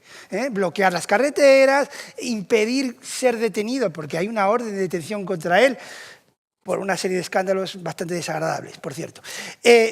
La policía no ha podido detenerle, porque tiene bloqueada el Chapare, de donde él procede, y la policía es incapaz de acceder ahí porque sus bandas organizadas, o sus seguidores, si quieren, lo impiden. El Estado ineficiente que no llega, ¿verdad? Podrían decirme que es una vendetta política. A lo mejor es vendetta política, pero bueno, hay una orden de detención contra él que no se está cumpliendo. Entonces, a lo que voy, yo creo que el grave problema de Evo Morales ha sido que ha dividido aún más a la izquierda, que ya estaba dividida, y segundo, que pero esto es opinión mía, yo personalmente, ese 20% no sé qué peso político va a tener, a no ser que sea inteligente y que con ese 20% juegue en pactos secretos, evidentemente, con alguno de estos dos candidatos, en realidad solo con uno, con el que ha sacado más votos, que es más de centro. Tuto Quiroga es absolutamente antievista, mientras que Rodrigo Paz no es evista, pero bueno, hace guiños al masismo y quizá con él sería más fácil hacer una especie de pacto por debajo de la mesa. Pero yo tengo mis serias dudas sobre que la apuesta política de Evo Morales haya sido acertada. Pero es opinión mía, ¿eh? Aquí. Adelante. Muchas gracias por su presentación, que la verdad motiva muchas cuestiones. Gracias. E interés. Voy a centrarme en 3 ideas. Una que es el tema de la democracia en Iberoamérica, otra la deuda. La deuda. Y la tercera, la presencia de China, que es una pena que no se haya dedicado tanto o un poquito más de tiempo al posicionamiento actual de China en Iberoamérica. El primero, el tema de la democracia. ¿Se acordará usted de esos principios norteamericanos de América para los americanos? Sí. ¿Qué quiere decir eso? Pues que desde hace más de un siglo es Norteamérica quien ha definido los criterios políticos que se aplican en todas las repúblicas iberoamericanas. Con lo cual, los principios democráticos o no democráticos hasta el día de hoy lo ha definido Norteamérica. Entonces, usted ha hablado de democracia, pero la pregunta sería, ¿democracia cuándo? Usted ha vivido en Guatemala y se acordará de Arbenz. ¿Qué quiere decir? Que cuando Norteamérica ha querido, ha implantado democracias, pero cuando ha querido también, ha implantado dictaduras. Con lo cual, la política definida desde el espacio político ha sido democracia o dictadura en función del interés de Norteamérica. Esa es la primera pregunta. Segunda, la deuda. Iberoamérica carece de bancos. Con lo cual, cuando ha tenido necesidades financieras, ha acudido a los bancos. ¿A qué bancos? A los bancos norteamericanos, al Fondo Monetario o al Banco Mundial, que es lo mismo que bancos norteamericanos. Con lo cual, uno de los problemas gordos es la carencia de una banca iberoamericana, ya sea mexicana o brasileña, que son los 2 puntos más fuertes, porque yo le haría la pregunta, dígame 2 nombres de bancos que se puedan equiparar en Iberoamérica al Banco Santander o al BBVA. Esa es la segunda pregunta. Y la tercera, que viene a colación del concepto y de la presencia de China en Sudamérica, o en este caso en Iberoamérica. Y yo cuando he hablado con norteamericanos, porque he tenido actividades con proyectos y viajes, etcétera, etcétera, algunos de ellos con poder económico me hablaban no ya de Latinoamérica, sino de Letrinoamérica. ¿De? Letrinoamérica. ¿De acuerdo? Ellos tienen perfectamente claro, los que tienen el dinero, que Latinoamérica, Iberoamérica es su letrina, de donde obtienes las materias primas y donde entran los residuos. O sea, Norteamérica no ve a Iberoamérica como un aliado, sino como una fuente de recursos. De hecho, el discurso que, digamos, ha planteado usted tiene una línea muy anglosajona de Iberoamérica como proveedor de materias primas. Y no como ha pasado con Asia, como proveedor de tecnología y de mano de obra de alto valor añadido. De hecho, las primeras empresas que traslada Estados Unidos a China son las empresas electrónicas que estaban en Honduras, que estaban en México. Electrónicas, ¿de acuerdo? Estamos hablando de finales de los años 90. ¿Qué quiere decir? Que hay una decisión estratégica de trasladar la industria del alto valor añadido a Asia pensando que China iba a ser como Iberoamérica. Entonces la pregunta es, en este sentido, ¿la presencia de China en Iberoamérica no es una oportunidad para que en este caso Letrinoamérica pase a ser Iberoamérica y tenga dos fuentes de recursos tecnológicos? O sea, son tres preguntas: democracia, banca y Sí. Letrinoamérica. Bueno, voy a intentar ser lo más breve posible. La primera, bueno, ayer hablé algo de esto en una conversación que tuvimos en un cine, en Cine Florida, ¿no? Se llama. Mire, yo no voy a negar el papel importantísimo y determinante de Estados Unidos en América Latina, por supuesto. No lo voy a negar. Detrás de la caída de Arbenz estuvo Estados Unidos, por supuesto. Pero mire, usted ha dicho algo así como que Estados Unidos quita y pone presidentes. Vaya, pues con Fidel Castro no lo hizo muy bien.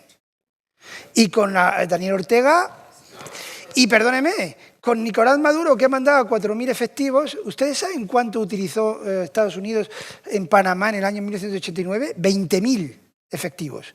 Y era Panamá, frente a Venezuela. A ver, ¿que tiene un rol muy importante? Por supuesto. ¿Decisivo? En muchos casos, a veces sí. Pero no es todo porque Estados Unidos lo quiere, porque si fuera por Estados Unidos lo quiere, Fidel Castro, después de Bahía de Cochinos, habría sido derribado. Entonces, bueno, intentemos no ser tan monocéntricos. Es decir, Estados Unidos es un factor más a tener en cuenta, por supuesto, pero hay otros. Si un gobierno es muy popular o tiene mucha fuerza interna, no va a ser derribado, difícilmente va a poder ser derribado. Miren, yo sé que este tema es especialmente delicado y mucha gente seguramente de aquí no va a estar de acuerdo conmigo, pero ¿Salvador Allende cayó por Estados Unidos? Sí. ¿Solo por Estados Unidos? No. Hubo una serie de dinámicas internas de malas decisiones por parte del gobierno de Chile, de Salvador Allende, que profundizaron los problemas económicos y sociales estructurales. ¿Que Estados Unidos a lo mejor metió oxígeno para que eso se inflamara más? Claro, sin duda. Pero también, permítanme la expresión, Salvador Allende se autodestruyó a sí mismo tomando una serie de decisiones políticas y económicas desacertadas. Yo sé que Salvador Allende es una figura especialmente querida en este país y lo respeto, porque Salvador Allende era un demócrata. Yo podía estar o más cercano o más lejano a lo que él quería, pero sí, yo estoy seguro que era un demócrata. Pero para mí, desde mi punto de vista, no fue un buen gobernante. Lo cual no estoy diciendo que lo del 73 me parezca bien, al revés, horrible, terrible. Fue lo peor que le pudo pasar a Chile, el golpe de Estado. Y no solo el golpe de Estado, mucho peor, la dictadura sangrienta que vino después. Pero Salvador Allende no fue un buen gobernante, desde mi punto de vista. ¿vale? Entonces, por eso quiero matizar un poco el rol de Estados Unidos. Muy importante, pero no es el único factor ni el decisivo. En cuanto a la democracia, pues mire, si Estados Unidos ha favorecido la democracia en América Latina, aunque sea una democracia electoral solo, bien, por mi punto de vista, bienvenido sea. Prefiero una democracia electoral, con todos sus fallos, a Pinochet o a Fidel Castro. Lo prefiero. Aunque sea una democracia corrupta, sea una democracia disfuncional, que tiene problemas, pero es una democracia, en algunos pocos sectores hay libertad de expresión, con muchos problemas, lo admito, todos, le firmo todos los problemas que usted me diga, se los firmo todos, pero por lo menos hay pequeñas e importantes cuotas de libertad, que Pinochet no lo admitía, y Fidel Castro menos. Entonces, yo desde ese punto de vista prefiero lo malo conocido y un poco bueno que lo muy bueno de Fidel Castro que pueda tener, que yo no lo veo, y de Pinochet lo mismo. Entonces, eso con respecto a la democracia. Pero bueno, eso es mi opinión, es mi opinión. Lo segundo era el tema sí, bueno, sí, tiene usted razón. La capacidad financiera de los países latinoamericanos es muy reducido. Ahí, evidentemente, y le uno con la siguiente pregunta. Mire, la clave, quizá no con el tiempo, y es culpa mía, perdóneme, al tema geopolítico he llegado un poco tarde, pero sí, mire, ahí yo creo que la Unión Europea tiene su rol muy importante. Frente a unos Estados Unidos que solo quiere las materias primas, frente a una China que también solo las quiere, aunque está cambiando su política, eso es muy peligroso con respecto a la Unión Europea, la Unión Europea tiene algo que ofrecer a América Latina. Véndeme tus materias primas, pero te voy a industrializar también. Voy a apoyarte. Eso está en los planes de la Unión Europea actuales con respecto a América Latina, que no solamente sea una relación meramente contractual y de compra de materias primas, sino que la Unión Europea apoye la reindustrialización de América Latina, no con las viejas industrias que había antes, muchas aquí en el País Vasco, por cierto, sino con la nueva oleada de industrias más vinculadas a la revolución, a la cuarta revolución industrial, industrias tecnológicas, industrias 5.0, etcétera, etcétera. La innovación, a la inversión en capital humano, educación, que hablábamos antes, educación de alta calidad, para que esas industrias que la Unión Europea promueva en América Latina abran sus puertas a personas bien formadas latinoamericanas, con esa inversión en capital humano y capital físico. Es decir, que exportar a tu vecino, ahora mismo en muchos países de América Latina es más fácil exportar a China que a su vecino. Porque las vías de comunicación con China son muy buenas, pero con el vecino horribles. Bueno, hay que invertir en infraestructuras físicas, pero también tecnológicas. Entonces, la ventana de oportunidad, ahora que se lleva tanto esta expresión, la ventana de oportunidad de la Unión Europea con respecto a América Latina es decirle, soy un socio confiable, no soy como Trump, que hoy te quiero, mañana te odio, no. La Unión Europea te va a querer siempre y va a ser tu aliado siempre. Y la otra ventana de oportunidad es, nosotros no solamente venimos en plan de extraer todos los recursos materiales que tenéis aquí, sino que además os vamos a ayudar a desarrollaros. Esa es la estrategia de Bruselas. Lo efectiva y lo consolidada que esté, eso ya es otra palabra y yo tengo mis propias dudas, pero por lo menos ese es el objetivo. No sé si le he contestado. ¿Perdón? No, esto es esto, que frente al desafío chino y la presencia histórica de Estados Unidos, la Unión Europea tiene esto que ofrecer con respecto a China. China está cambiando, China ya no es solamente extractivo. China está ya ofreciendo a los países latinoamericanos comprar sus productos, litio, hidrógeno verde, etcétera, etcétera, y también está promoviendo el desarrollo industrial.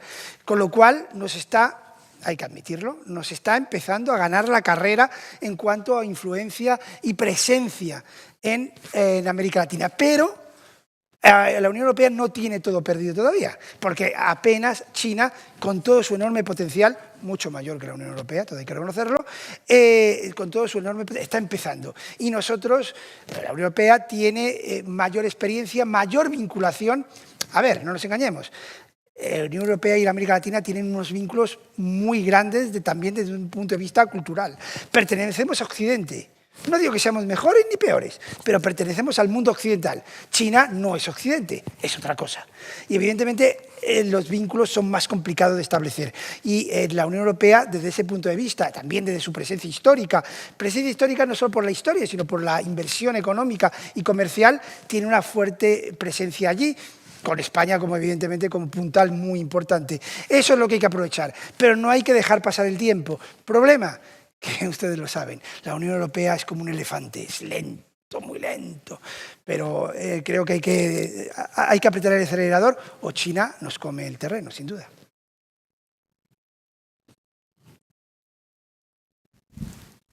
Hola, ¿qué tal? Hola. Muchísimas gracias, ha sido muy, muy interesante. Gracias.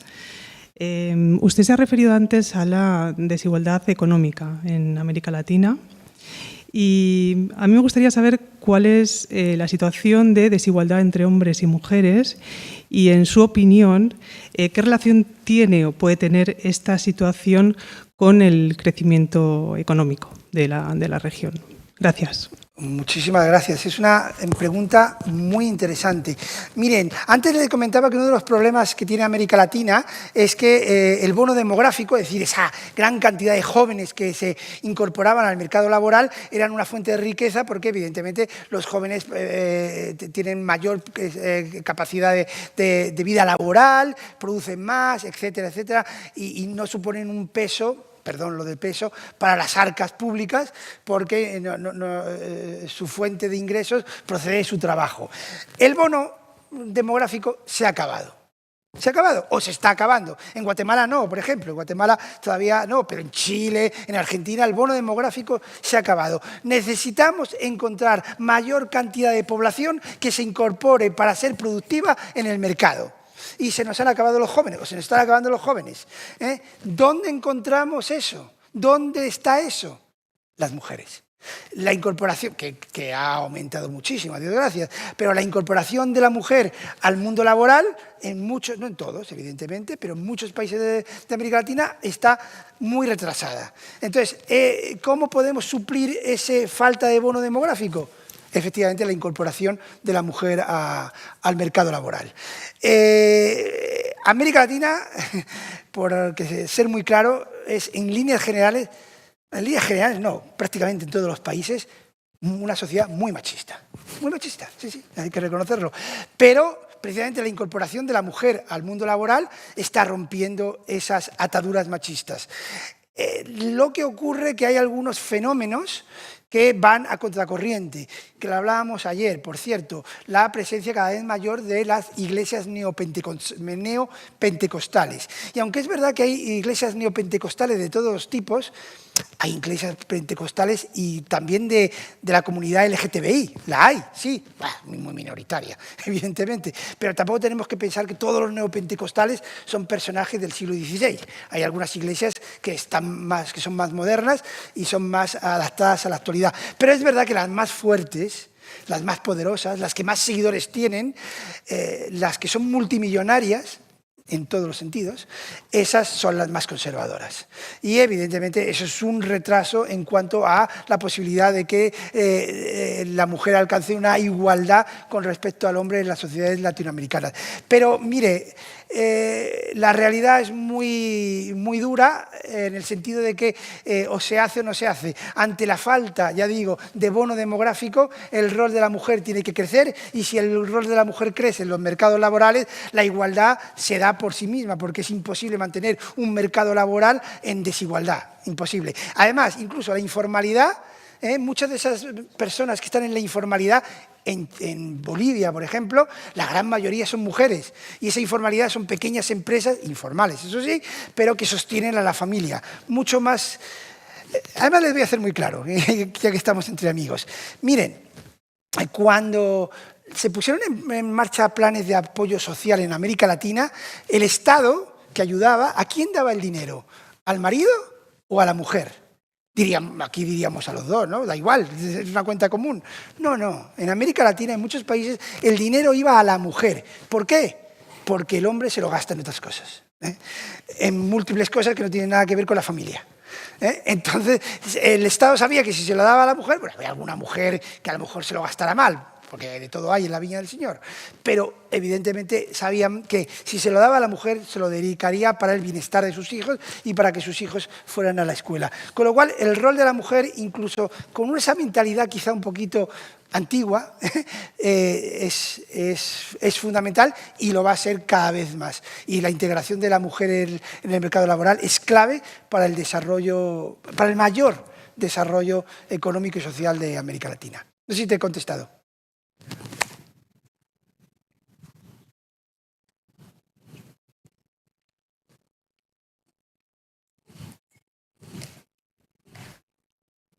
Última pregunta, últimas 2 preguntas, si las hubiera.